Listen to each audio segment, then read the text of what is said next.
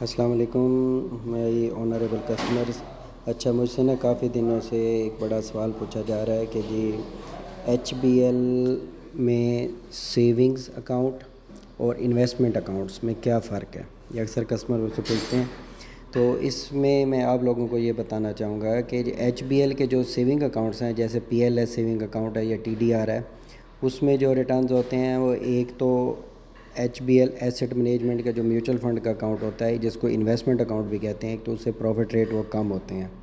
ٹھیک ہے۔ دوسرا، اس میں شرح سود جو ہوتی ہے وہ فکس ہوتی ہے، اس میں اسلامک کے حوالے سے ایکسپوجر نہیں ہوتا۔ تو اسی میں اس کے اگینسٹ اگر آپ دیکھیں تو ایچ بی ایل کے جو دوسری پروڈکٹ ہے، جس کو لوگ انویسٹمنٹ اکاؤنٹ بھی کہتے ہیں، وہ ہیں میوچل فنڈز کے اکاؤنٹ۔ تو اس میں ایک تو شرح سود جو ہوتا ہے نا وہ فکس نہیں ہوتا، اس میں وہ بیسیکلی اس کے اوپر آپ اس کی ویب سائٹ پہ اگر ایچ بی ایل میں چیک کریں تو اس میں مفتی صاحبان کے فتوے بھی آن لائن موجود ہیں۔ تو ہر فقہ کے حساب سے اہل تشیع میں، اہل سنت میں، دونوں فقہ کے اس میں موجود ہیں فتویٰ، اور کیونکہ وہ بیسیکلی بیہائنڈ جو ہے بینک ٹریڈنگ کر رہا ہوتا ہے، اور اس میں جو مین جو چیز ہے نا وہ ہوتی ہے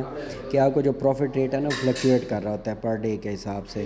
وہ اپ ڈاؤن کرتا رہتا ہے۔ کسی دن اگر 14-15% ہے، پھر 16% ہے، 20% ہے، اس حوالے سے اس کا پروفٹ ریٹ فلکچویٹ کر رہا ہوتا ہے۔ تو اس میں پروفٹ کا ریٹ بھی زیادہ رہتا ہے، اور اس میں جو اہم بات ہے کہ انویسٹمنٹ اکاؤنٹ میں آپ کا جو پروفٹ ہوتا ہے وہ پر ڈے کے حساب سے آپ کے اکاؤنٹ میں ایڈ ہو رہا ہوتا ہے، جبکہ آپ سیونگ اکاؤنٹ کو لیں، پی ایل ایس سیونگ یا ٹی ڈی آر میں، وہ سالانہ بھی ہوتے ہیں، 3 منتھ بھی ہوتے ہیں، 6 منتھ بھی ہوتے ہیں اس میں۔ تو اس میں آپ کو اس ٹائم پہ جا کے پروفٹ ملنا ہے، منتھلی پروفٹ والے اکاؤنٹ بھی ہوتے ہیں، لیکن اس میں پروفٹ کی ریشو اس کی نسبت تھوڑی کم ہوتی ہے، اس میں ڈیلی پروفٹ ایڈ ہو رہا ہے آپ کے اکاؤنٹ میں، اور اس میں دوسری اگر آپ کو اچھا پروفٹ لینا پڑے پی ایل ایس میں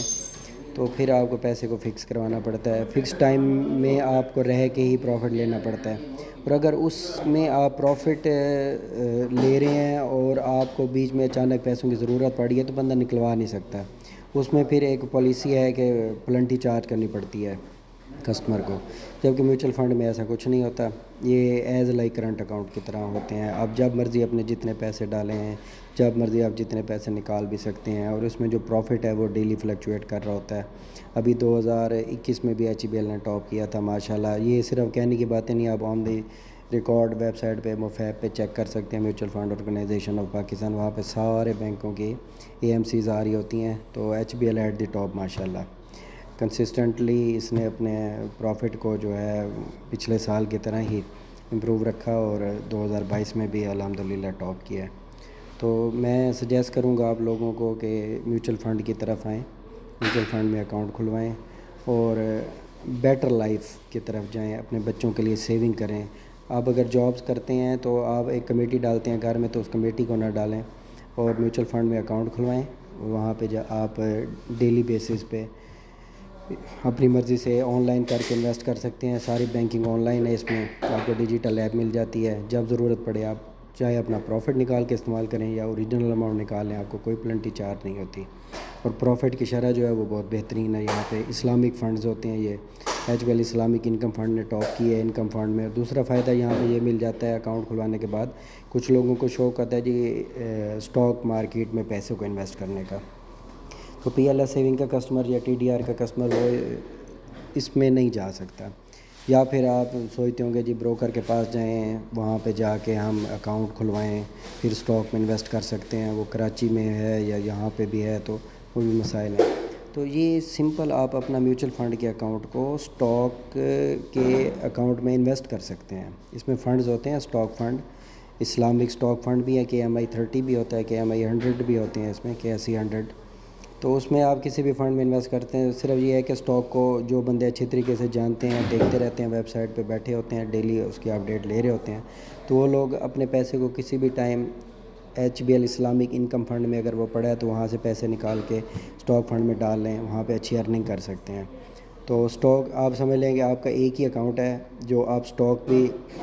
انویسٹ کر سکتے ہیں، آپ اس کو اسلامک انکم فنڈ میں بھی پروفٹ لے سکتے ہیں، کنونشنل فنڈز میں بھی پروفٹ لے سکتے ہیں، پروفٹ کی ریشو بھی ہے جو بہت اچھی ہے یہاں پہ۔ تو اس کا باقی اکاؤنٹ کھولنے کا جو طریقہ ہوتا ہے وہ سمپلی مطلب آپ جیسے میں ملتان میں بیٹھا ہوں تو میں ریجنل آفس میں بیٹھا ہوں. یہاں پہ شاہ رخ نیل ہماری برانچ ہے ایچ بی ایل کی. ٹاپ فلور پہ ہمارا آفس ہے H B L asset management کا. تو یہاں پہ ہم پورے ریجن کو دیکھ رہے ہیں.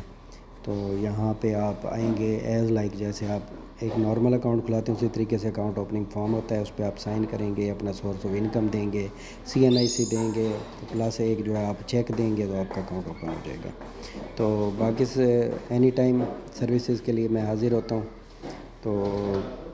کانٹیکٹ کرنے کے لیے جو ہے میرے جو کسٹمر ہیں ان کے پاس میرے آن لائن نمبر ہیں. باقی اور اگر کوئی بندہ کانٹیکٹ کرنا چاہے تو ڈسکرپشن میں میرا نیچے موبائل نمبر بھی موجود ہے, اس پہ آپ کانٹیکٹ کر سکتے ہیں. پاکستان میں آپ کہیں پہ بیٹھے ہیں یا آپ دنیا میں کہیں پہ موجود ہیں, میں یہاں پاکستان میں ملتان سٹی میں بیٹھ کے میرے کسٹمر آئرلینڈ میں, کینیڈا میں, یو اے ای میں, سعودیہ میں, یہ سارے میرے جو کسٹمر ہیں وہ باہر ہیں. بہت سارے کسٹمر باہر ہیں جو وہاں سے آن لائن کرتے ہیں, یہاں ڈائریکٹ اس اکاؤنٹ میں وہ پیسے بھیج دیتے ہیں. تو ان کی یہاں سیونگ ہوتی رہتی ہے. جب کبھی چھٹیوں پہ آتے ہیں یا جو واپس آ جاتے ہیں تو وہ لوگ آ کے اپنا پیسہ نکلوا کے استعمال کرتے ہیں, اور وہیں پہ بھی بیٹھ کے وہ پیسے کو نکال سکتے ہیں, استعمال کر سکتے ہیں, اس میں کوئی نہیں ہے. تو آپ کہیں پہ بھی بیٹھیں اکاؤنٹ اوپن کروا سکتے ہیں. ٹھیک ہے سر, تھینک یو, اللہ حافظ. اللہ پاک آپ لوگوں کو خوش رکھے اور میری ویڈیو کو دیکھا کریں, اور اسی طریقے کی مزید انفارمیٹک ویڈیوز بینکنگ کے حوالے سے میں لے کے آتا رہوں گا. بہت شکریہ, اللہ حافظ, تھینک یو.